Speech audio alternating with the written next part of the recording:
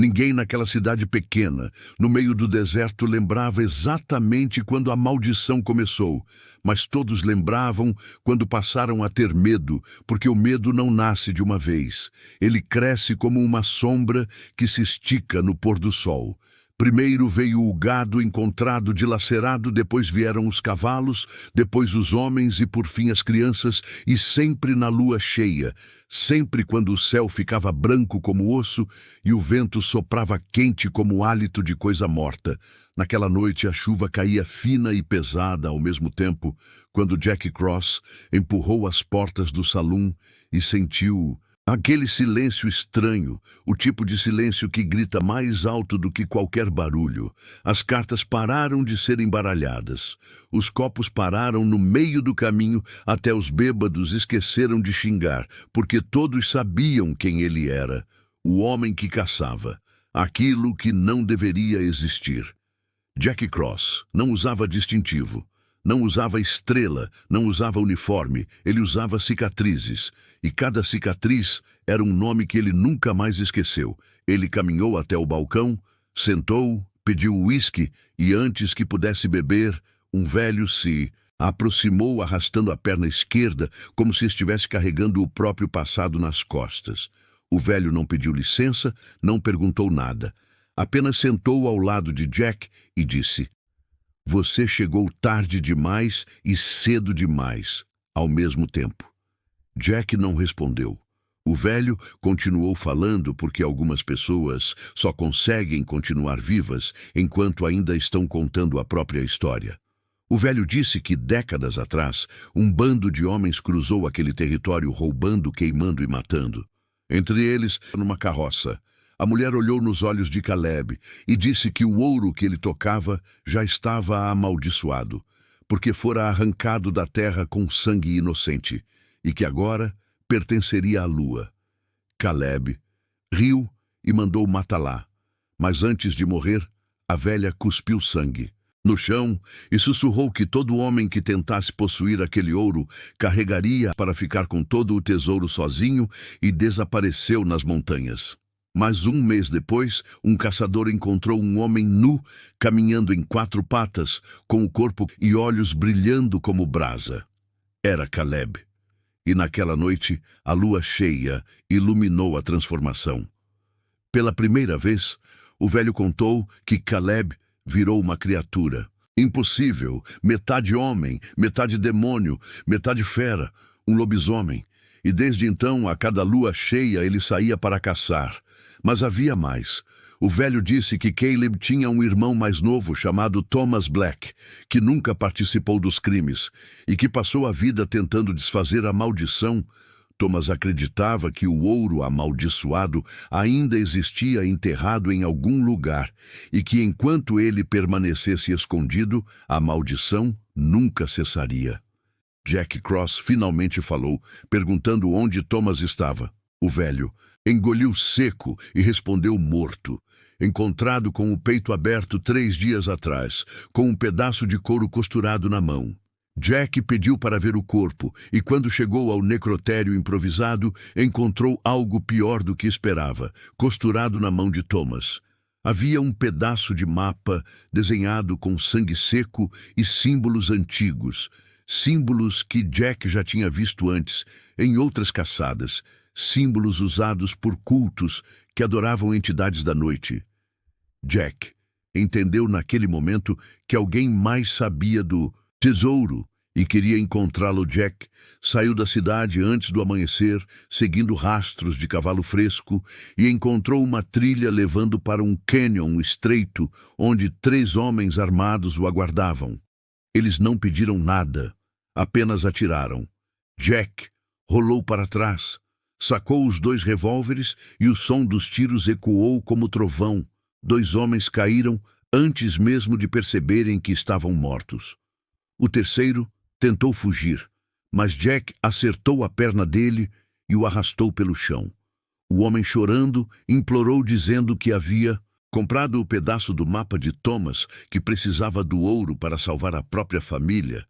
Jack não acreditou nem por um segundo e antes de ir embora, atirou na cabeça dele, porque Jack já tinha aprendido que desculpas são apenas mentiras, vestidas de esperança, vasculhando os corpos.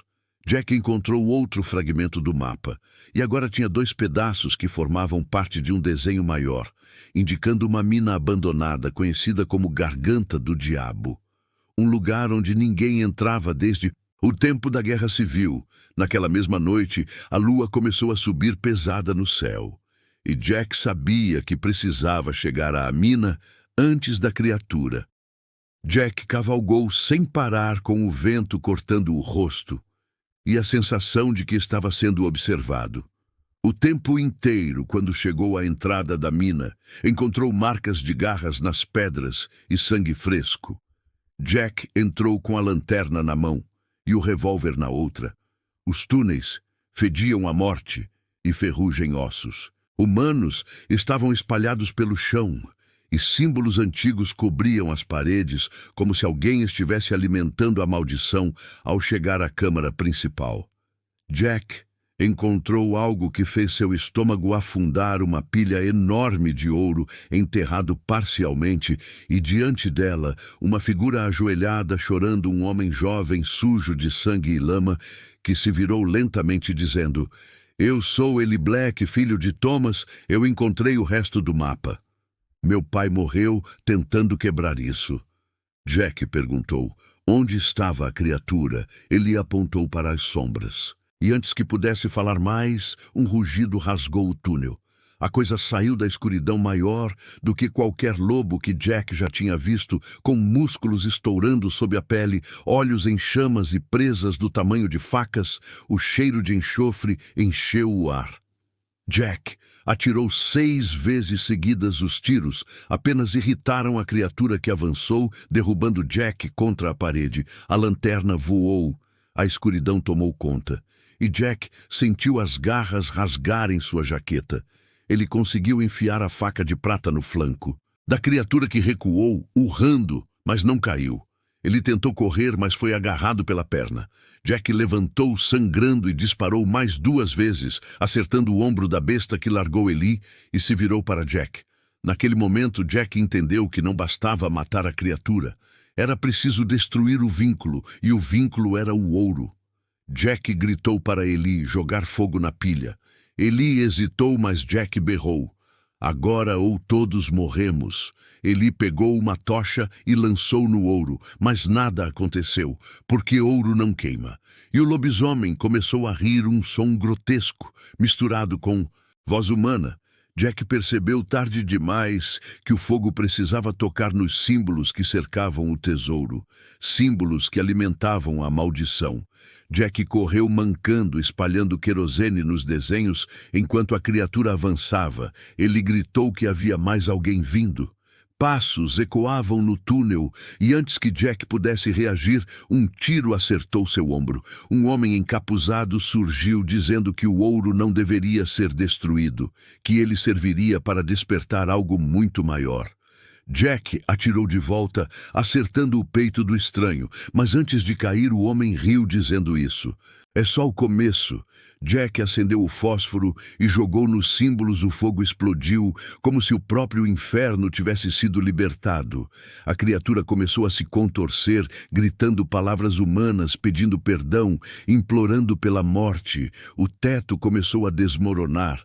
Jack puxou Eli e correram enquanto a mina desabava atrás deles. Quando conseguiram sair, o céu estava vermelho e a lua escondida atrás das nuvens. Eli caiu de joelhos, chorando, dizendo: "Acabou, acabou."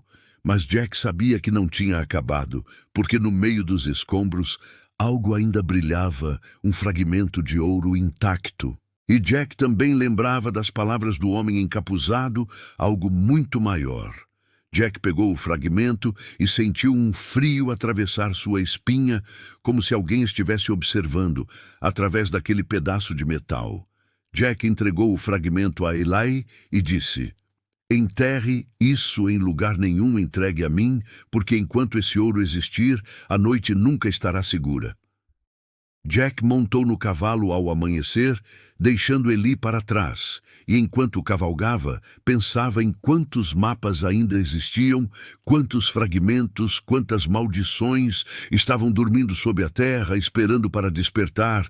E se você quer descobrir o que realmente é esse ouro, quem é o homem encapuzado, e o que acontece quando Jack Cross seguir o rastro da próxima lua cheia, então se inscreva no canal, ative o sino e prepare.